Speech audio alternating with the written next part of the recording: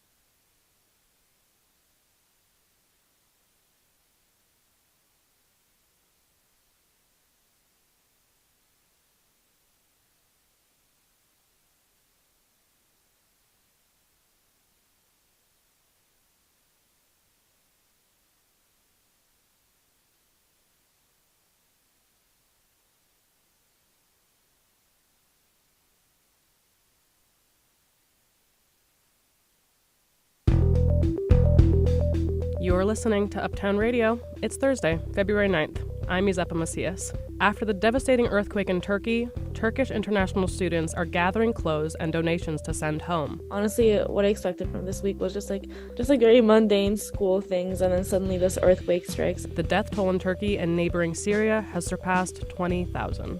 Starting tomorrow, you can once again apply for a New York City municipal job without being vaccinated for COVID. One attorney is suing the city on behalf of New Yorkers who didn't comply with the mandate. Many of these people have been out of work for a year and a half, and they've lost everything. And a new art exhibition takes a look back at the early 19th century pottery artist whose true origins were lost to history. I hope this exhibition makes people think more deeply about their assumptions. His identity was hidden in plain sight. The art and life of Thomas Kamara and more on Uptown Radio. But first, the news.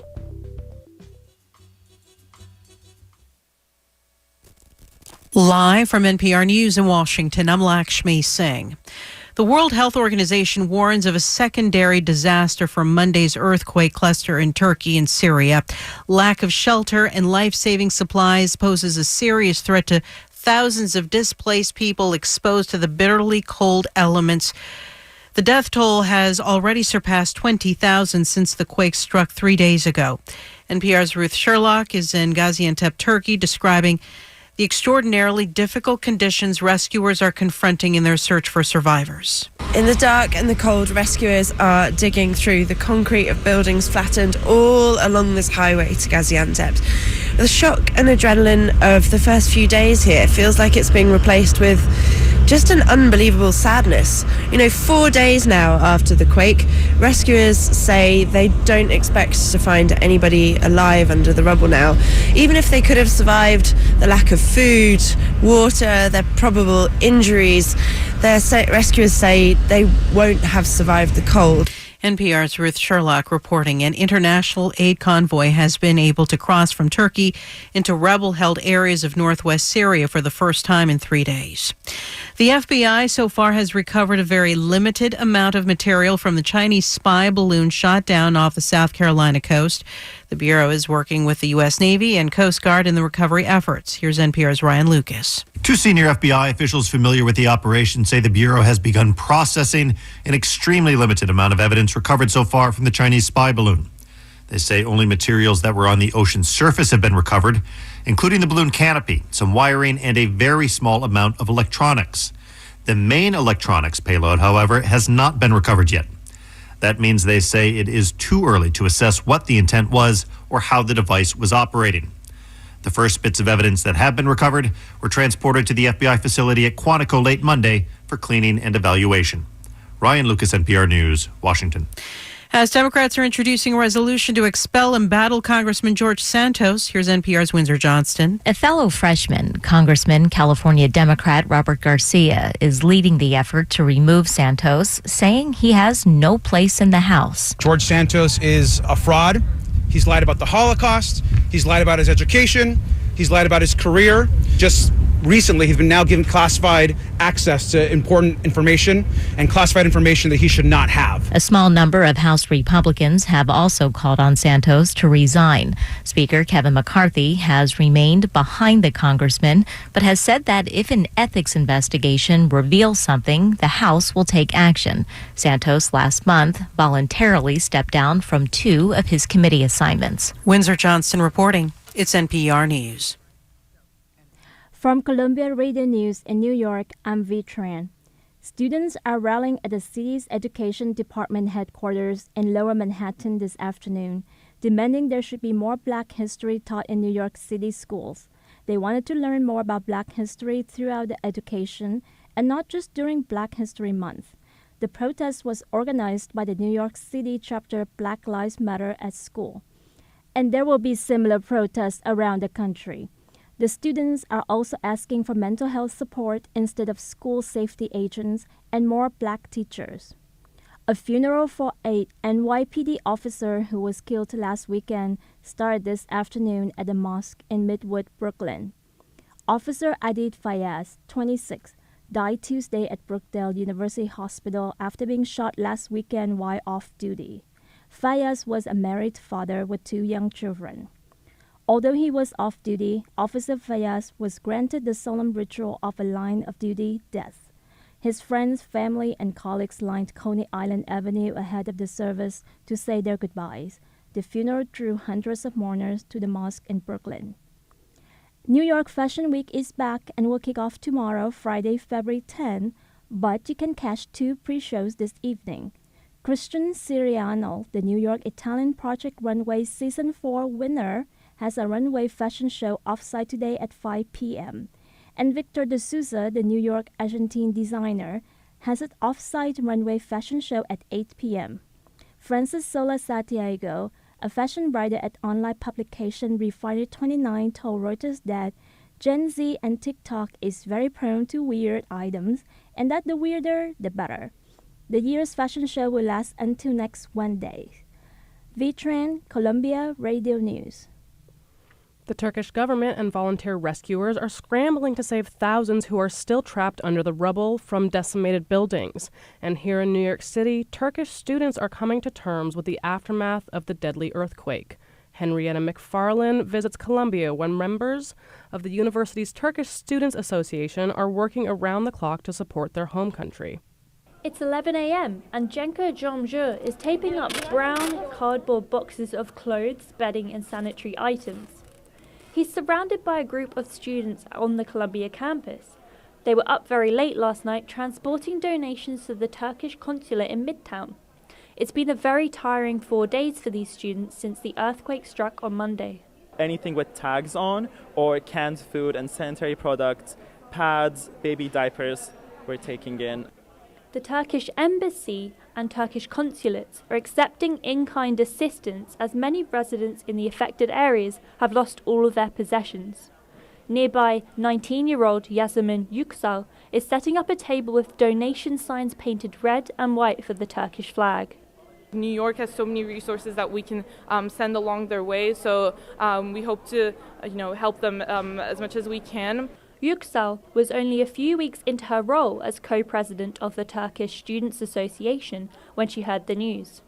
When asked if she knows people impacted by the earthquake, she goes very quiet before she explains that her cousins, husband's family have been directly affected. And we want to do the best we can because even though we have a distance right now, there's still so much we can do.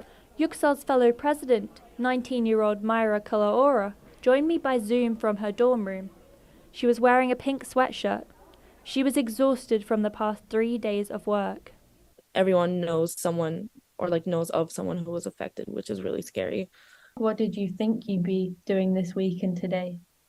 Oh my God, I have so many assignments that I need to do. Honestly, what I expected from this week was just a couple essays. I had a spec article that I needed to write, just very mundane school things, and then suddenly this earthquake strikes. As the death toll surpassed 20,000 this morning, many more are critically injured or suffering from lack of food, warm clothes and shelter.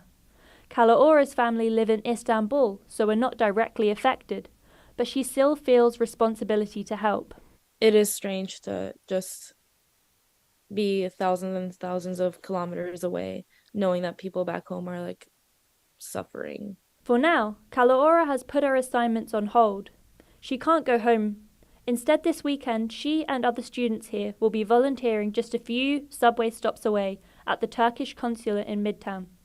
Henrietta McFarlane, Columbia Radio News.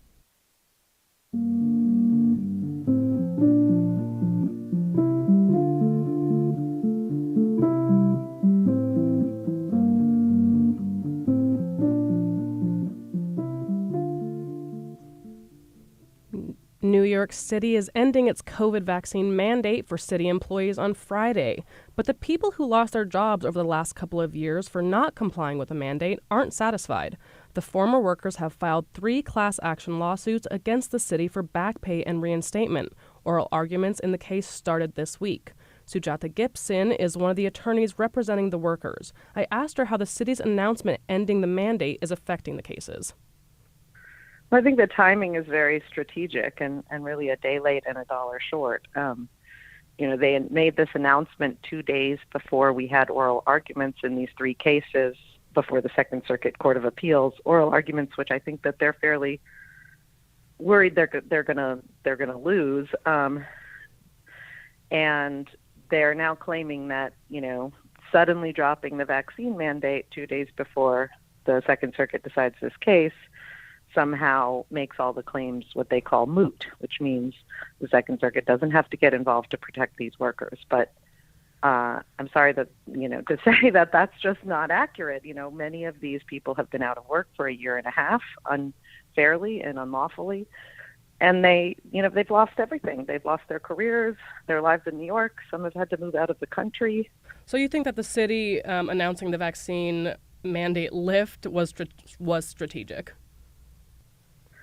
I think so, especially after I saw recently some new guidance that they have been providing to some of the unions for how they're going to implement bringing workers back. So nobody is guaranteed a job back. But for those who want to come back, they have to sign a waiver waiving back pay and civil rights. So yes, I think it was very strategic. I think that they want to avoid having to pay these workers back for the damages that they've wrought on their lives.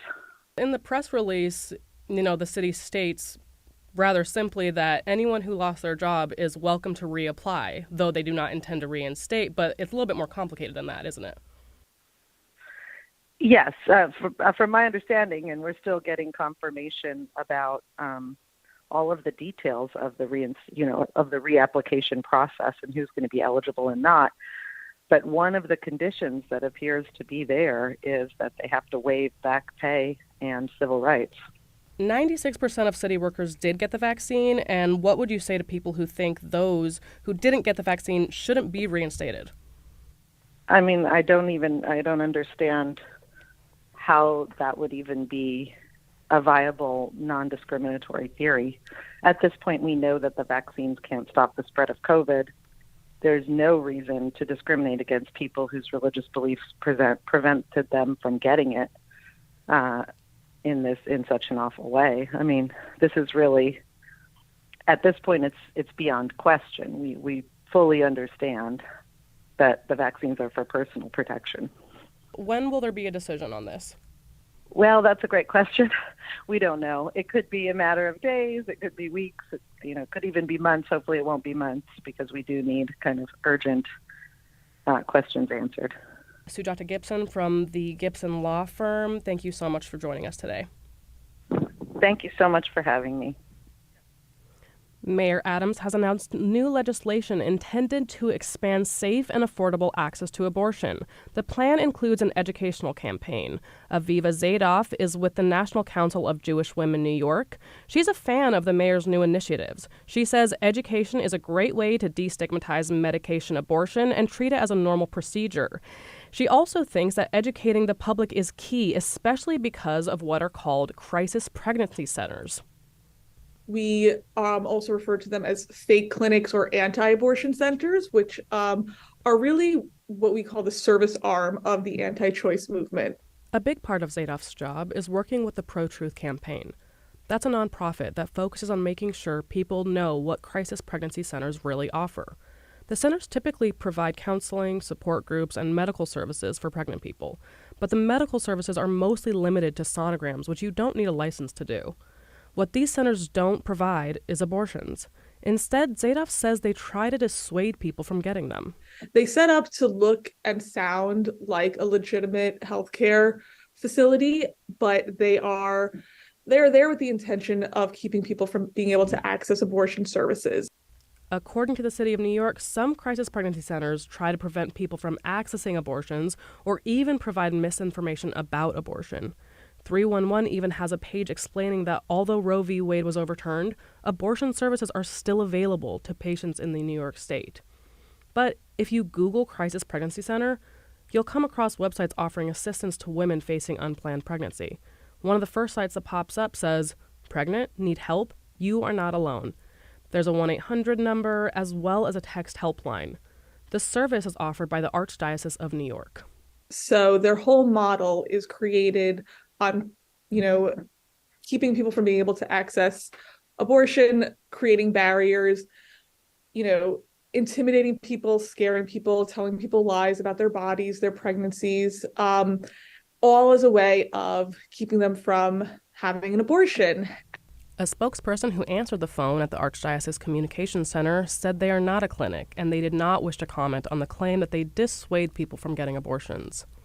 But Zadoff says that many of these centers are purposefully located in low-income areas of the city where women and pregnant people don't have as much access to healthcare options. According to the Pro-Truth data, there are 120 crisis pregnancy centers in the state of New York, but only 70 abortion clinics. Isepa Macias, Columbia Radio News. And now, a slice of the city. This is Monty. He's a beagle. He's a little older. Gable Couch, performer and part-time dog walker. His favorite thing to do is hunt squirrels in the park, and he has a little bit of separation anxiety from his mom, but he is just one of the best dogs that I get to walk. I've been walking dogs since September 2022. It's a great part-time job. My favorite thing about dogs is they have lots of unconditional love, and what I think is the best part is that all of their personalities are just so different. I'm originally from Oklahoma. I'm a dancer. I've been dancing for 18 years, and I actually have an audition today at 3:15. You're listening to Uptown Radio, Thursdays at 4. The New York Historical Society just opened an exhibition of pottery from the early days of New York City. What's surprising about the show is the person behind the pots.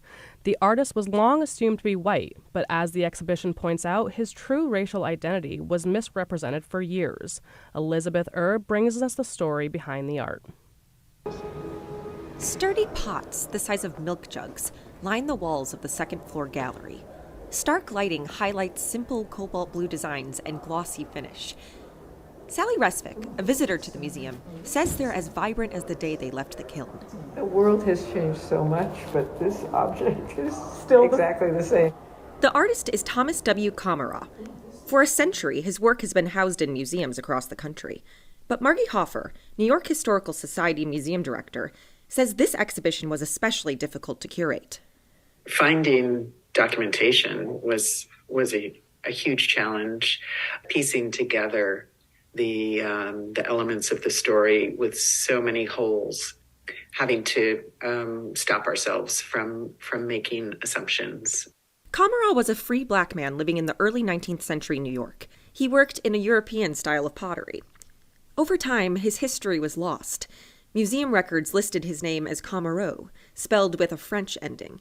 He was assumed to be French based on the misspelling and style of his pots.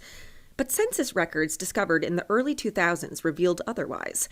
During his lifetime, had to be among a handful, a couple of dozen of the most prominent free black New Yorkers. That's Mark Shapiro, potter and co-curator of the exhibition. He's always identifying himself in everything that he writes or people talk about, or as either black, colored, or of African descent. So there's absolutely no confusion about his racial identity at the time. The show takes us through Kamara's life and highlights systemic inequalities that early black New Yorkers faced, many of which are still relevant today. You see voter suppression. I mean, what could be a more contemporary topic with what's going on in Georgia, for example? Now, this is not new. This is the largest presentation of his work to date, with over 40 vessels and artifacts on display. But for Shapiro, this exhibition is more than just pots. So much of it is about expectation. And to me, I hope this exhibition makes people think more deeply about their assumptions. His identity was hidden in plain sight. Like, who else is out there, right? Back at the museum, visitor Sally Resvick says the show challenged the way she looks at our past. We've really been strongly encouraged to take another more thorough look at our history.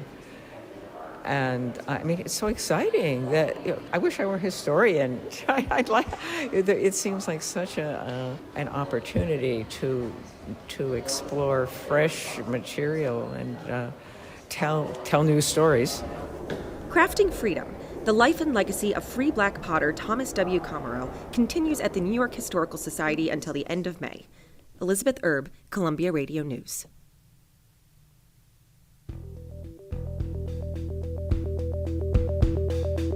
That's it for this edition of Uptown Radio. We hope you enjoyed the show. Our executive producer today was Isabel Tier. Leading our staff of reporters was senior producer Thomas Copeland.